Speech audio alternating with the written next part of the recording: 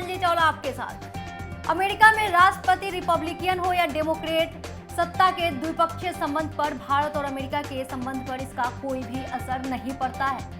सत्ता में निरंतरता जारी रहेगा। जी हां, सत्ता में सतत परिवर्तन के बावजूद भी भारत और अमेरिका के संबंधों में निरंतरता जारी रहेगा। सकारात्मक नोट की शुरुआत करते हुए प्रधानमंत्री नरेंद्र मोदी ने बाइडेन और हैरिस के शानदार जीत पर बधाई के ट्वीट किए। बाइडेन के लिए उन्होंने लिखा कि बधाई आपके शानदार जीत पर। उपराष्ट्रपति रहते हुए आपके दिए गए अहम योगदान को हमेशा याद रखा जाएगा। मैं आपके साथ एक बार फिर घनिष्ठता के साथ काम करने के लिए देख रहा हूं, जिससे भारत और अमेरिका के संबंधों को महान ऊंचाई तक ले जाया जा सके।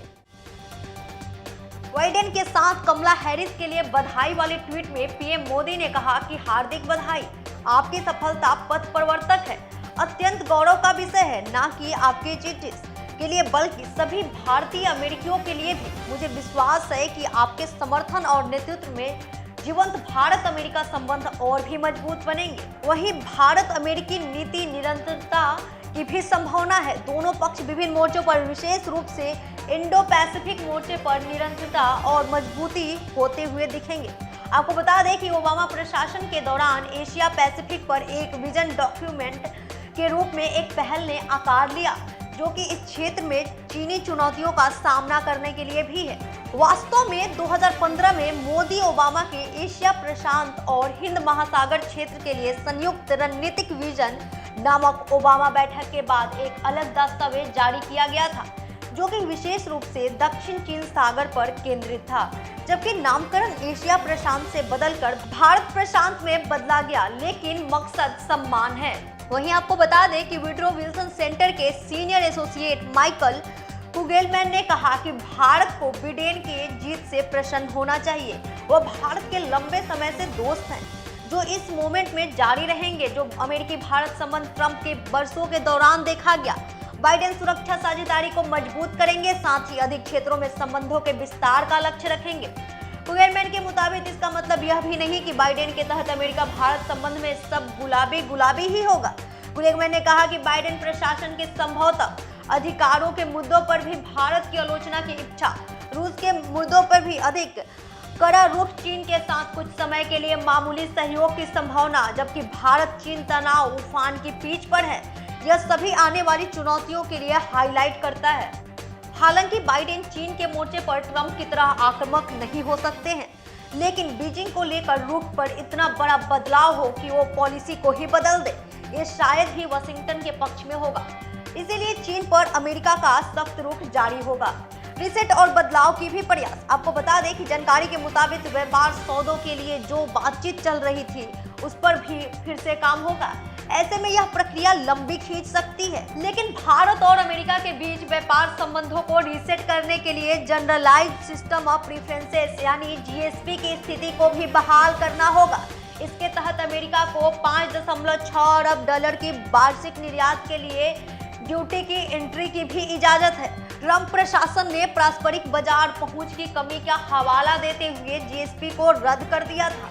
जब तक इसे हटाया नहीं गया, भारत में चमड़े, आभूषण, इंजीनियरिंग जैसे श्रम प्रधान क्षेत्रों में कई उत्पादों पर शून्य या कम टैरिफ के जरिए तरजीह वाले बर्ताव का फायदा लिया गया था। जब दोनों पक्ष कोरोना वायरस महामारी के मैनेजर, सप्लाई चेन लचीलेपन की जरूरत को मान्यता देंगे, तो व्यापक व्यापार समझौते पर भी विचार किया जाएगा।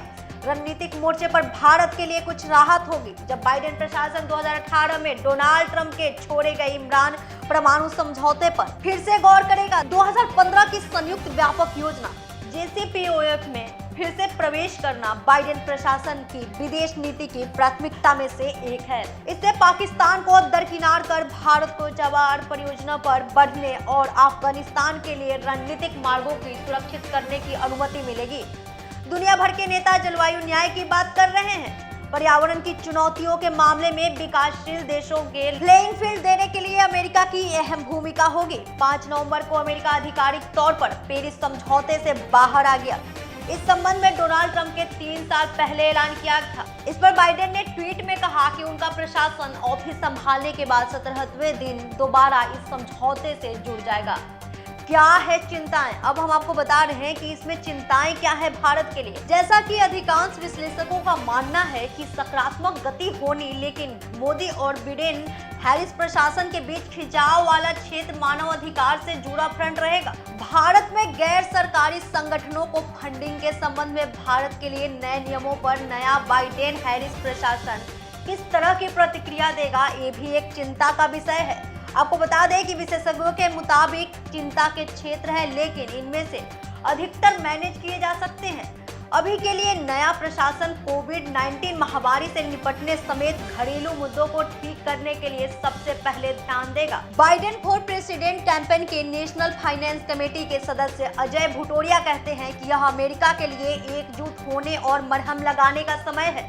यह कठोर बयानबाजी और गुस्से के पीछे छोड़कर अपने देश का राष्ट्रपति निर्वाचित या बाइडेन और उपराष्ट्रपति निर्वाचित कमला हैरिस के नेतृत्व में पुनर्निर्माण के लिए साथ आने का समय है। अमेरिका के सर्वश्रेष्ठ दिन आगे हैं। इस बीच भारतीय अमेरिकी चिकित्सक डॉक्टर विवेक मूर्ति के कोरोना वायरस टास्क फोर्स के सह अध्यक्षता मिलने की उम्मीद है। बाइडेन सोमवार के इस टास्क फोर्स के ऐलान कर सकते हैं। बिडेन सोमवार को घोषित करने जा रहे हैं। मूल रूप से कर्नाटक के रहने वाले 43 वर्षीय मूर्ति के 2014 में तत्कालीन राष्ट्रपति बराक ओबामा ने अमेरिका का 19वां सर्जन जनरल नियुक्त किया था। जैसा कि अधिकांश विश्लेषकों का मानना है कि बिडेन और हैरिस की जोड़ी के साथ अमेरिका में एक सकारात्मक शुरुआत होगी भारत अमेरिका संबंधों को लेकर, लेकिन मोदी और बिडेन हैरिस के बीच खिंचाव वाला क्षेत्र मानव फ्रंट हो सकता है। तो अब देखना यह होगा कि बिडेन हैरिस और मोदी के साथ मिलकर किस तरीके से भारत और अमेरिकी संबंधों को और भी ऊंचाई तक ले जाया जा सके। अब तक के लिए इतना ही। बाकी के खबरों के लिए देखते रहिए हिंद भारत। नमस्कार। खबरों में बने रहने के लिए चैनल को सब्सक्राइब करें और ये बेल आइकन जरूर दबाएं।